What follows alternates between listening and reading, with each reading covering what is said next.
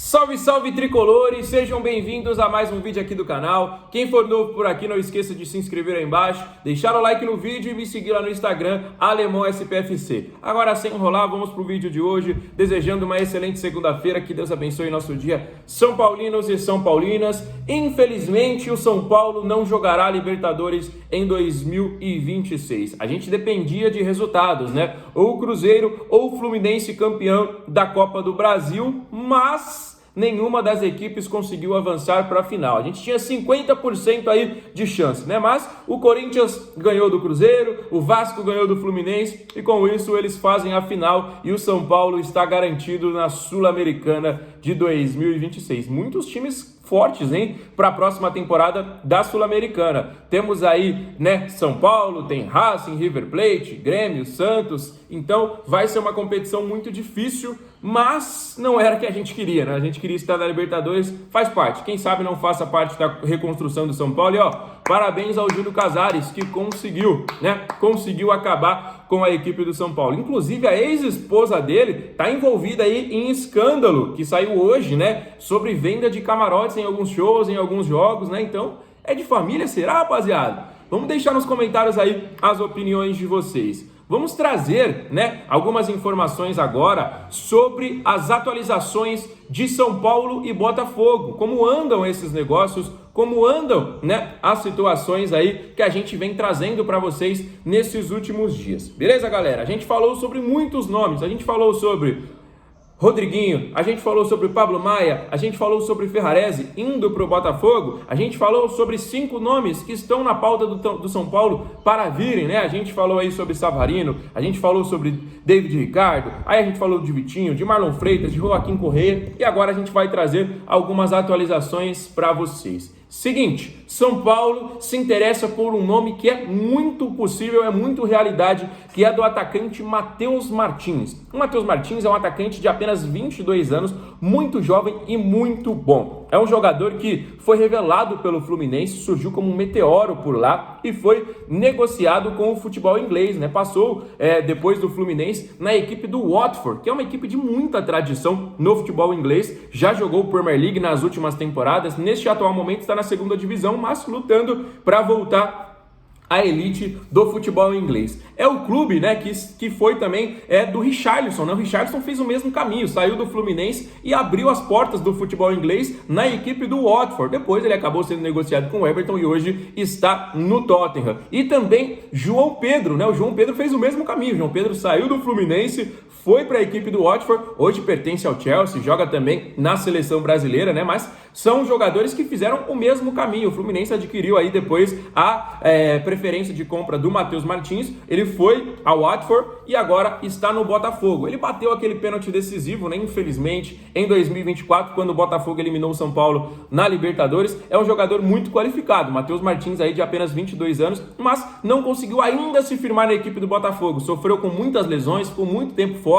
Quando voltou, tem uma concorrência forte, né? O Botafogo tem grandes atacantes, mas ainda é muito jovem, né? Fez 15 jogos nesse Campeonato Brasileiro de 38 partidas possíveis e o São Paulo está interessado na sua contratação. Eu traria, é um jogador bom, um jogador de velocidade, um jogador de 1 contra 1, um jogador de drible, muito qualificado o Matheus Martins, gosto muito dele, é um jogador que eu sinceramente traria nessa negociação aí São Paulo e Botafogo. Eu sinceramente acho que vale a pena o investimento no Matheus Martins. Deixem aí nos comentários as opiniões de vocês. Por outro lado, o Botafogo se interessou por mais 2 jogadores de São Paulo. Aí você fala, irmão, vai trocar o elenco inteiro, vai todo mundo do Botafogo para cá, todo mundo de São Paulo para lá, aparecendo, né? Porque tem muitos nomes aí sendo conversados, né? Parece que o São Paulo pegou assim, ó, fez uma lista, ó, a gente tá aqui com 55 nomes que a gente se interessa. Aí o Botafogo do outro lado, ó, a gente tá com mais 35. Não, tá parecendo isso aí, né? Que todo dia aparece um nome novo e a gente vem trazendo as informações aqui para vocês. O Botafogo se interessou pelo Bobadilha, primeiramente, né? Volante aí do São Paulo, também da seleção paraguaia, que irá, com certeza absoluta,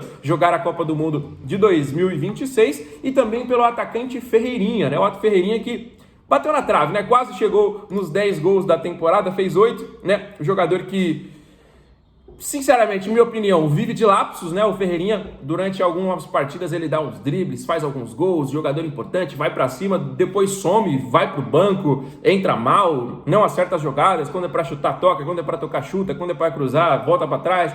Na minha opinião, toma muitas decisões erradas, por isso que ele acaba não se firmando assim de vez como titular. Eu lembro do Ferreirinha no Grêmio, na época o Grêmio estava lançando muitas pontas esquerdas para o futebol mundial, né? A gente lembra do PP, a gente lembra do Cebolinha, né? Primeiro veio o Cebolinha e foi vendido, se não me engano, acho que pro Benfica, né? Jogador meteoro, foi pra seleção brasileira. Aí depois veio o PP, meteoro também, foi vendido pro Porto, seleção brasileira também. Aí depois veio o Ferreirinha, veio na sequência. Eu falei, mano, mais um que o Grêmio tá lançando. Só que por que o Ferreirinha será que não foi pra esse futebol europeu, igual foi o Cebolinha, igual foi o PP? Porque eles viram, né, algumas características que não eram, né, pra ele ir pra lá. E é isso que aconteceu, né? Porque ele tinha o mesmo caminho.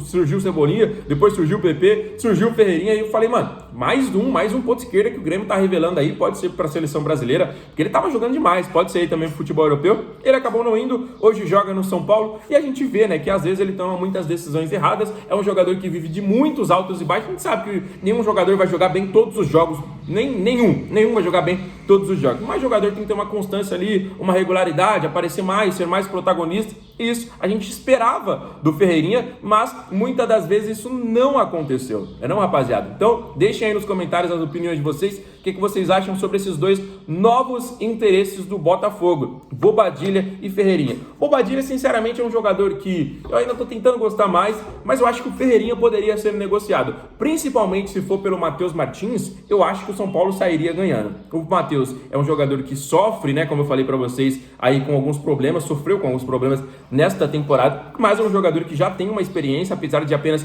22 anos, o cara já ganhou o Brasileiro com o Botafogo, o cara já foi campeão da Libertadores com o Botafogo, o cara já jogou no futebol inglês na equipe do Watford, né? Então já tem uma experiência de futebol europeu, e apenas 22 anos, né? Então você fala, o cara com todo esse currículo, o cara já tem pelo menos 30 anos, nada disso, o cara tem 22 anos de idade, né? Então é um jogador interessantíssimo, além dos outros nomes, né? Que às vezes alguns não são possíveis, né? O próprio Savarino ficou um pouquinho mais difícil, aí o Marlon Freitas, um pouquinho difícil também, o David Ricardo, não. Então São Paulo está tratando com as possibilidades que tem hoje, e o Matheus Martins é um nome possível. Deixem aí nos comentários as opiniões de vocês sobre essas negociações. Voltando a falar mais um pouquinho, né? A gente tinha, sobre a Copa do Brasil, a gente tinha uma expectativa muito grande, né, sobre o São Paulo, só que o Cruzeiro vacilou, né? O Gabigol, parabéns, hein, Gabigol? Até parei de seguir no Instagram. Teve a chance de classificar o Cruzeiro, batedor de pênalti, se sentindo aí, que não sei o quê. Era só fazer o gol que o Cruzeiro estava na final da Copa do Brasil, e ele bateu com toda aquela displicência, né?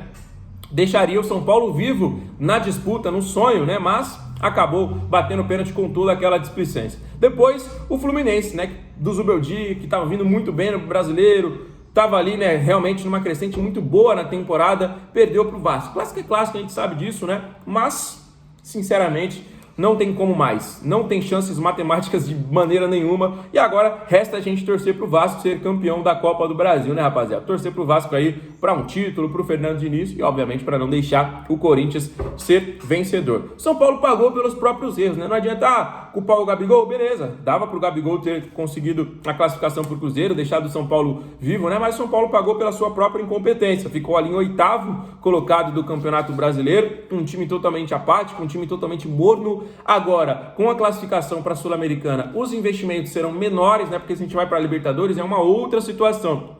Como foi para a Sul-Americana, a receita será menor, os investimentos serão menores, e será mais um ano sofrendo com esse clube. Tomara que seja uma possibilidade de título, né? Tomara que a gente consiga pelo menos mais um troféu na nossa história, que é o da Sul-Americana, né? Seria aí o bicampeonato. Tomara, porque de fato tá difícil torcer para o São Paulo. Cada dia piora a situação, cada dia mais complicado. A gente ainda não viveu, ainda bem, o capítulo mais amargo da história, que é ser rebaixado. Mas se continuar com a gestão aí no estilo Júlio Casares, vou falar no estilo porque não tem como ele continuar em 2027, né? 2026 será o último ano de comando dele. Se continuar com gestões na mesma filosofia, no mesmo estilo, São Paulo não passa de muitos tempos sem jogar a Série B. É muito triste, é muito lamentável, né? Então, a gente tem que depender de outros clubes para, quem sabe, né, esconder um pouquinho a nossa incompetência. Como isso não aconteceu, escancarou cada vez mais. E o que eu tenho para falar é parabéns ao Júlio Casares tá aí como, com certeza, né, um dos presidentes mais fracos da história do São Paulo, beleza? Se você é novo aqui no canal, não esquece de se inscrever aí embaixo. Todo mundo que nos acompanha, deixa o like, deixa os comentários sobre todos os assuntos que a gente falou até aqui. Fechado? Volto mais tarde com muito mais novidades, às 18 horas, hein? Fique com Deus, um abraço, valeu!